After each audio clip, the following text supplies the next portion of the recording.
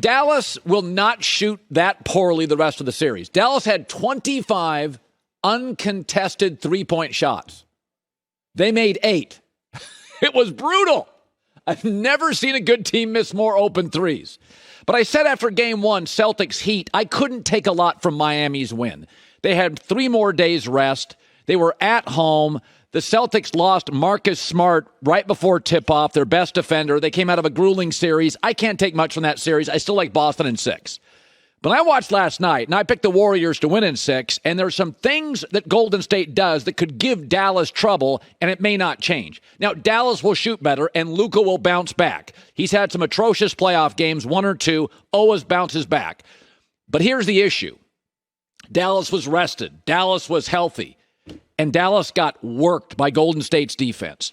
And I said this, my prediction was before the series, Phoenix did not match up with Luka. Outside of Mikal Bridges, and he's not a great matchup, they don't really have enough bodies to throw at him. Booker can't guard him. Chris Paul can't guard him. Jay Crowder's too slow. Ayton's not quick enough.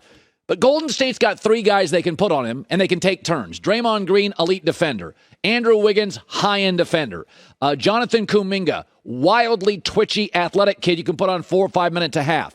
Body after body after body after body, and they're going to make things, there'll be obstacles for Luka. Now, he'll bounce back, but this is going to be a tougher series for Luka, and he single-handedly carved up in Game 7 Phoenix. He's not going to do that here in repeated games. Also, things that work in Golden State's favor. Dallas looked tight. Well, they should. They haven't been here before. Golden State looked relaxed. Well, they should. They've been here a lot before. Also, very rarely does the favorite play with more urgency. But those Golden State guys, Clay, Steph, and Draymond, they know this could be it. They're getting older. They're getting injured more. The favorite here is playing with more urgency. I mean, Dallas knows there's a long runway for Luka and championships. They got 10 more years of this stuff. And so the only concern I had about Golden State, offense is about talent, defense is about motivation. It's hard to play defense. You have to motivate guys to play defense. Did Golden State so trouble Dallas?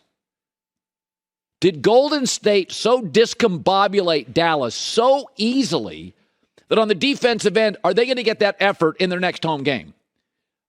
That's the thing I worry about, because we know Golden State, even with KD, has a history.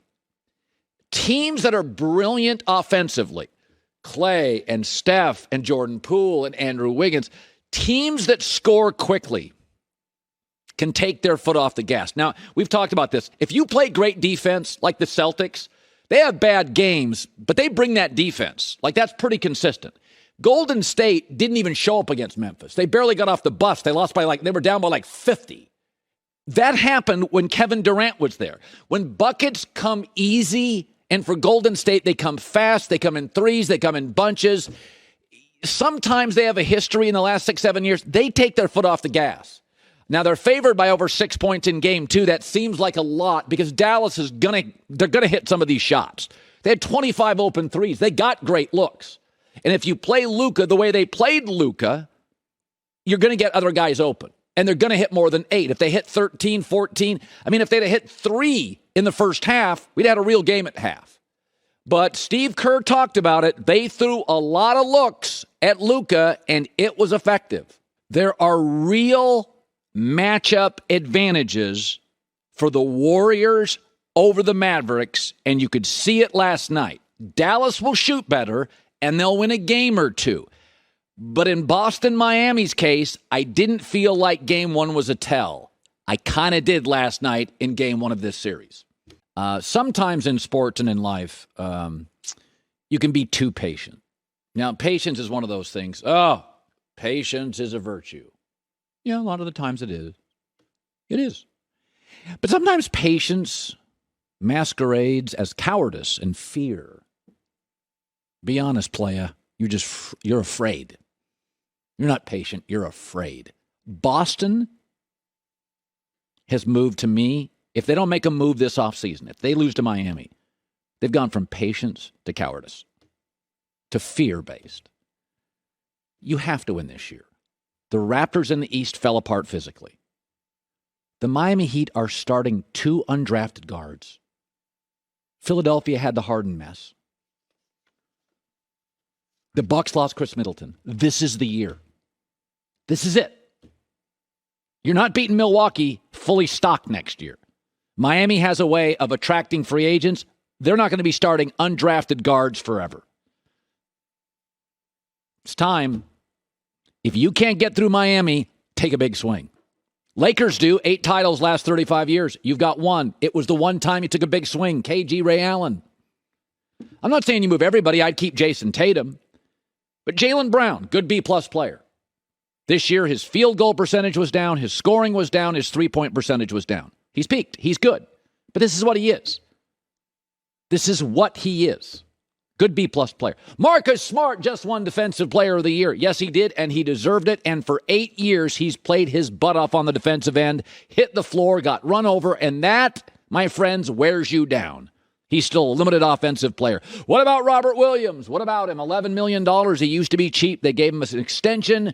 Now he's a little expensive for a guy that's limited offensively, and he's hurt all the time.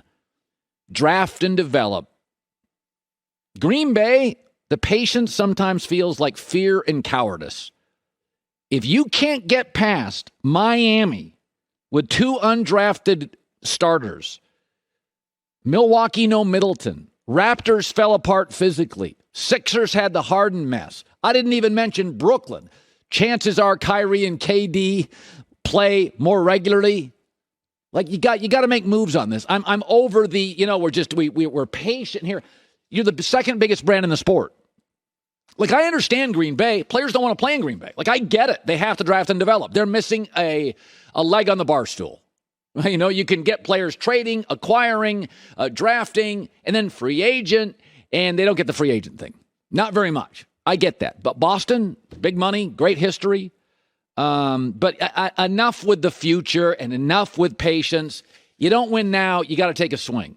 And again, I've seen the Jayson Tatum, Jaylen Brown, Marcus Smart. You do realize they're all just better versions of what they were 3 years ago. That's what they are. It's the same group of guys. Marcus Smart's never going to be a 1 or a 2. He's always going to be a defense guy.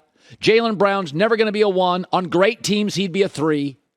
Jayson Tatum is a 1. Now, he's not a LeBron 1. You know, he's not a Luka 1 or maybe a Giannis 1, but he's a 1.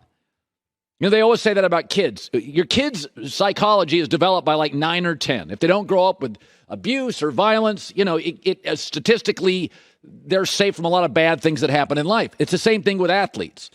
Athletes come into this league with a certain ceiling. Then you don't come into the league as a C ceiling and go to an A-plus guy. Kevin Garnett, LeBron, young players, one and done. Jayson Tatum came into this league with a chance to be an A player.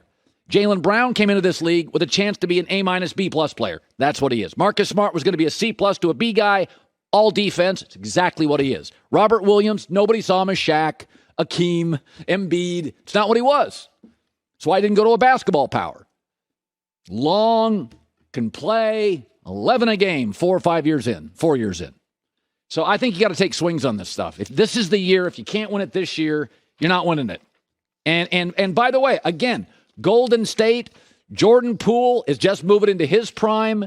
Jonathan Kuminga, you know, they're going to end up being very viable for years and years.